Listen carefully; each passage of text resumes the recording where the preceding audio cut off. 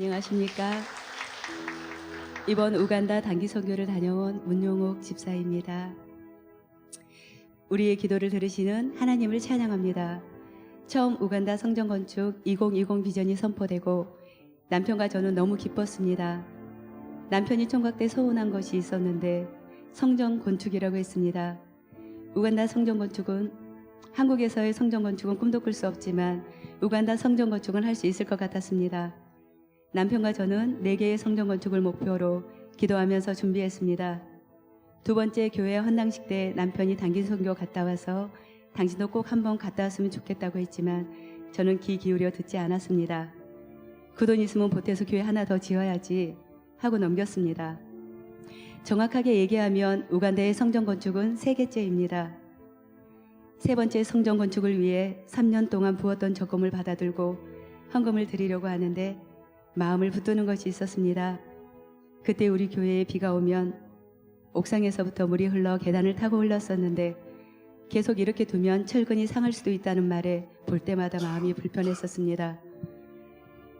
그냥 지나치려 했지만 계속 불편한 마음을 주셔서 성전 건축 헌금을 미루고 제 생각인지 주님께서 주시는 마음인지 기도하며 여쭙기 시작했습니다. 여전히 우리 교회 옥상 방수부터 해야 된다는 마음을 주셔서 남편께 이야기를 했더니 처음엔 아무 말도 하지 않았습니다. 12월쯤 지나고 나서 남편이 그렇게 하자고 동의를 해줘서 성전 건축을 위해 준비했던 헌금을 교회 방수 헌금으로 드리고 다시 3년간 적금을 부어 4번째 건축 헌금을 마련했을 때 남편은 성전 건축 헌당식 때 꼭 갔다 오라고 했지만 저는 그냥 됐어 하고 넘겼습니다. 그런데 이번에 남편이 접수하고 돈을 지불해 놓고 갔다 오라고 했습니다. 사실 너무 고맙고 감사했습니다. 우간다 단기 선교에 갔다 와보니 남편이 왜 갔다 왔으면 좋겠다고 했는지 알 것 같습니다. 말로 듣고 영상으로 보는 것도 은혜스러웠지만 직접 가서 보니 말로는 다 표현할 수 없는 은혜가 있었습니다. 소감문을 쓰고 있는 지금도 가슴이 벅차고 눈물이 납니다.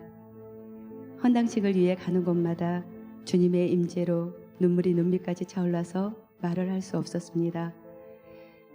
어른아이 할 것 없이 먼 곳에서부터 마중 나와 나뭇가지를 꺾어서 흔들며 환영해 주었고 어떤 곳은 20분도 더 되는 거리를 아이들이 마중 나와 나뭇가지를 흔들며 차를 따라 계속 뛰어왔고 크게 넘어졌는데도 웃으며 벌떡 일어나 또 열심히 차를 따라 달려오고 어떤 아이는 자기 등치만한 동생을 업고 계속 뛰어왔습니다. 아이들의 환한 미소가 눈앞에 선합니다. 헌당식이 있는 교회들마다 축제였습니다. 성전을 가득 메우고 열정적으로 찬양과 워십을 하며 예배드리는 이들을 보면서 가슴이 벅차고 많이 부러웠습니다. 저희 가정에서 봉헌한 은사나 미라클 센터 교회는 여자 목사님께서 사역을 하고 계셨는데 교회 건축을 계획하고 어려움 속에서도 계속 건축을 했지만 건축이 진행되는 동안 돈과 인원 부족으로 차질이 많아 왜 공사를 시작했는지 후회할 정도로 어려움에 처해 있을 때 이들의 기도를 들으시고 하나님께서 교회 건축을 완성하시도록 한 곳이었습니다.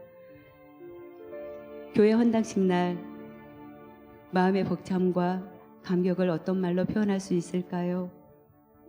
헌당식을 위해 한참을 가니 우리를 안내해 주려고 오토바이 부대가 나뭇가지를 흔들며 마중 나와 주었고 그렇게 또 한참을 가니 수많은 사람들이 나와서 나뭇가지를 흔들며 환호하며 환영해 주었습니다.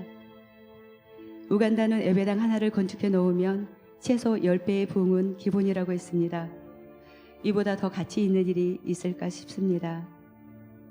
자기들이 가지고 있는 최대한 좋은 옷을 갖춰 입고 가장 귀한 것을 허물러 드리고 전심으로 예의를 갖춰 예배하는 이들의 모습이 너무 귀하고 아름다웠습니다.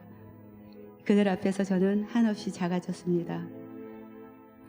헌당 교회 중 한 곳은 가도 끝이 없고 산으로 오르고 내려오고 오르기를 한참 반복하는 곳이었는데 그렇게 한참을 가다 보니 궁금해졌습니다. 어떤 영혼들이 있길래 이렇게 골짜까지 가는 곳인가? 한참을 가서 도착한 곳은 너무 멀어서 모든 걸 그곳에서 해결해야 하는 곳이었습니다. 가보니 아이들이 참 많았습니다. 다 허물어진 곳에서 공부를 하고 있었는데 그곳에 유치원과 교회를 봉헌해 준 것이었습니다. 하나님께서 그 골짜기에 있는 영혼들의 간절한 기도를 들어주신 것입니다.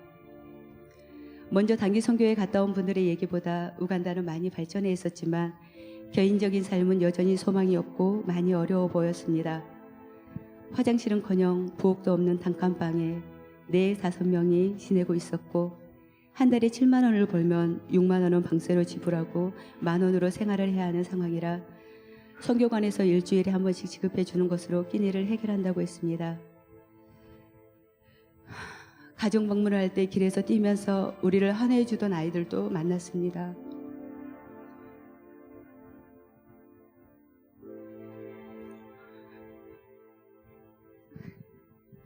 고작 사탕 하나 지어줄 수밖에 없음이 너무 미안했습니다.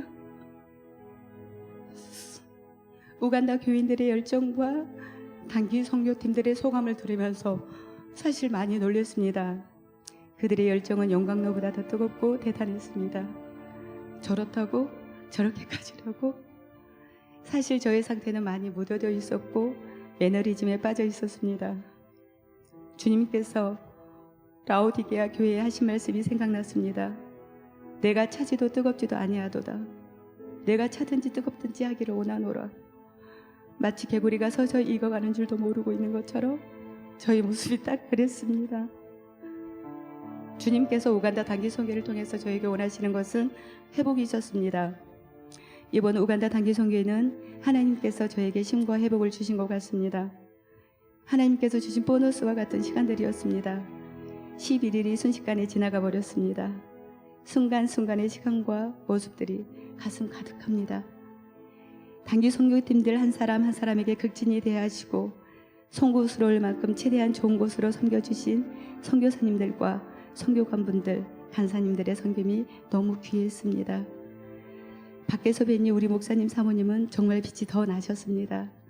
목사님 사모님께서 심어놓 으셔서 맺은 열매로 저희 온누리교회 단기 선교팀들이 호의를 많이 받고 왔습니다. 단기 선교에 함께한 목사님, 사모님, 우리 교회 선교팀들, 예수의 사람들 함께 와서 정말 행복한 시간이었습니다. 한 가지 소망이 있습니다. 주님, 대한민국을 기억해 주옵소서. 다시 한번 회개와 부흥을 주시옵소서. 이 나라에서 초대를 옮기지 마시고 이 나라를 통해 다시 오실 주님의 길을 예비하게 하옵소서. 단기 선교팀들을 위해 물질과 기도로 후원해 주신 성도님들을 사랑하고 축복합니다.